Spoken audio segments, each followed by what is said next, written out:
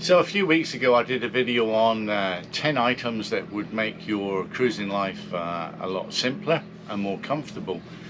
Surprisingly, it got over 7,000 views, and people seem to appreciate the ideas, many of which some people have adopted. There are a lot of comments on it, all very positive.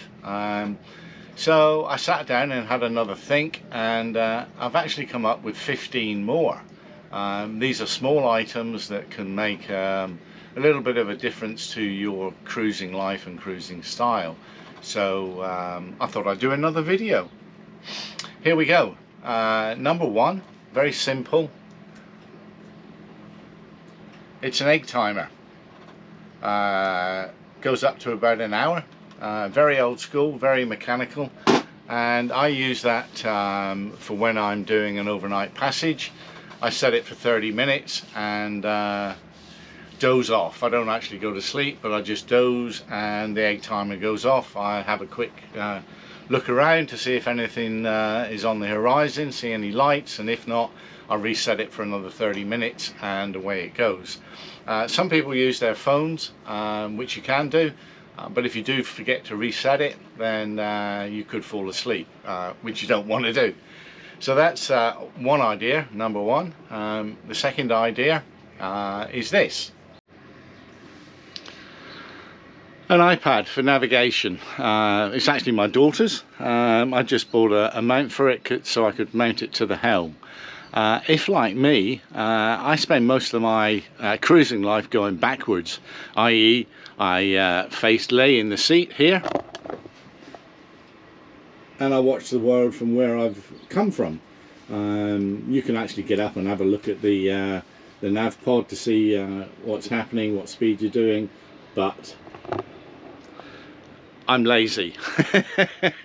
So I just have the iPad connected into the 12-volt USB connection at the helm, and that will display the full navionics, so I can be really laid back, reading a book or whatever, and just glance up and see what's happening as far as the boat is concerned, its course and speed and so forth. So if you've already got an iPad, fine, just get a mount for it. You can also use your phone and just get a phone mount for it, but that's the idea number two. Hope you like it. Idea number three, a Cafrano fan for the cockpit for those days when it's hot and humid and a bit sticky and you want to get some airflow through the cockpit. It just connects into the cigarette lighter, and if I need to, I can move it downstairs and use it below. But I found this makes life a lot more comfortable when you're sat at anchor and you want to get some airflow through the cockpit. The next idea is to do with cockpit lighting. You may already have some cockpit lighting in place. I didn't, and I wanted a way of improving the light in the cockpit that I could move around. So I bought two of these on Amazon, two for $35. They're actually remote controlled and charged by USB, and have multiple colors and multiple light settings, so you can have it low, medium or high, and I just hang it on the below the bimini, and it works wonders. It lasts for about 4 hours, which is fantastic. And I've actually also used it when I'm working in the engine room or working you know, in a cupboard or whatever where there's not much light, and it's turned out to be a good work light. So yeah, very simple, very effective, and you can take it down when not in use. Oh, of course, the other thing that I use it for is I hang it above the barbecue. Saves having to use a head torch. So actually I lost my head torch, so that's why I started using this, and it works very well. So there we go, $35. It's made by Fly Home, which is FLYHOOM. I have no association with them, but would highly recommend it, and I've had it about a year and no problems. I have two. I can't find the other one. I don't know where I stored it, so I'm hoping this one will keep going. Otherwise I'm going to have to hunt through the boat. If, like me, you do a bit of fishing from the dinghy, towing a line behind, The other thing I've done, which I've found very useful, is I actually fitted a fishing pole holder to the solid stern of the dinghy, so the rod's up in the air rather than just laying across the side of the dinghy. Very cheap to do, and gives you both hands free. And if you do get something, you're not in a blind panic of the fish pulling the fishing rod overboard. So yeah, that's an idea I got from a friend of mine. He actually uses two. Doesn't catch twice as many fish as me, but mind you, I don't catch many anyway. But there it is. Hopefully that will give you some ideas. The next suggestion is something probably most people have done. A lot of the 12 volts outlets on the boat have been converted to either dual 12 volt cigarette lighter type and USB, or purely USB. The one I find most useful is the one in the cockpit, which is just a standard 12 volt outlet, and I run my iPad for navigation off of that and just use one of these converters, which can be moved anywhere in the boat. It's probably not a new idea, and probably 99% of people already do this, but if you don't, very cheap way of keeping everything charged, your phone, your iPad and whatever. If, like me, you like to keep your bilges clean and dry, it's a bit of a problem because the bilge pumps won't clear completely. There's always some mess and water left in the bottom of the bilge, so I use one of these, just a suction thing, which is you can see I use it a lot because it's got some holes in it. But using this allows me to suck the debris and the remaining water out of the bilge, which worked fine for most of the year, but my air conditioner dumps the condensation into the bilge, so I actually have to do this quite frequently. But it means you can keep your bilges clean, dry, and stop them smelling. I don't know where this came from. I have no idea where you get one. This was on the boat when I bought it, but it's one of the most useful tools that I have. Well, it's silly hat time, or I'm not going to a fancy dress party. The climbing helmet has proved very good for me. I use it for a number of things, mainly for when I clean the bottom of the boat. I've got no hair to give me any protection against banging my head against the hull when I'm cleaning the bottom or scraping it, and you can see by the indentations and scratches that happens quite a lot. It also allows you to hang vertically in the water to make cleaning the bottom a bit easier, especially cleaning out the through holes and doing the prop. The other advantage of this is if you have to go over the side because your prop is fouled and the seas are running with some waves. Putting this on stops me banging my head against the hull as the boat moves up and down if I'm trying to clear fishing line from the prop if you've unfortunately run over something. You could actually use a bicycle helmet, it's the same situation, and on occasion when the weather's been really bad and I've been called out, I've actually put this on to stop me banging my head if I fall over or lose my balance or just collide with something. So it's a safety thing as well. They're quite cheap, and I found it extremely useful. The next idea might be a bit contentious. I don't wear a life vest. I mainly sail in the tropics, and it's pretty hot and pretty sticky, and I find them uncomfortable to have on all day or during the night. So from a safety perspective, and staying on the subject of climbing, I use a climbing harness.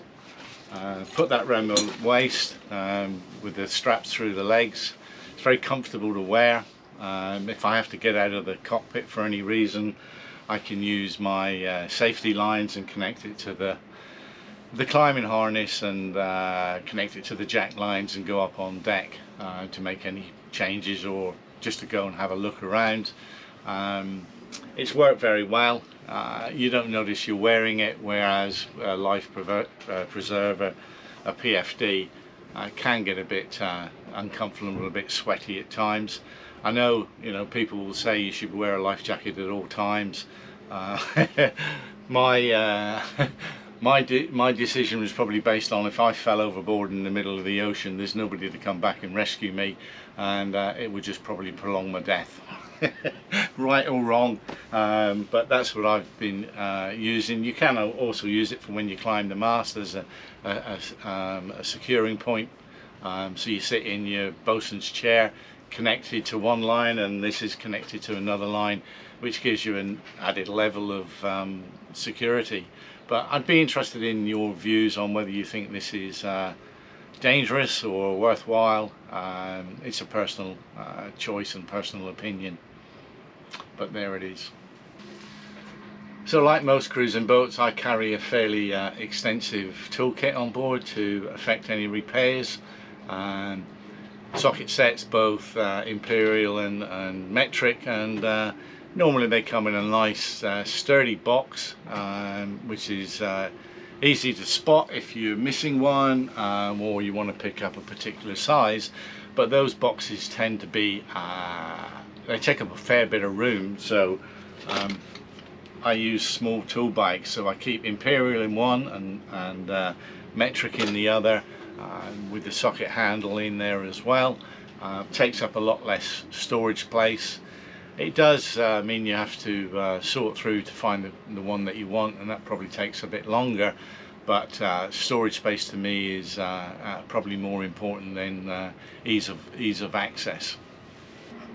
When I put the plug in my galley sink, it doesn't seal properly and leaks. I use one of these, which doesn't seal down very well, particularly when I'm doing hand washing in there. I'm forever filling the sink up. I found a very a very cheap solution to stop the water draining out of the sink. Just a washer that you put in the sink, and then you push that through the washer, and it creates a complete seal.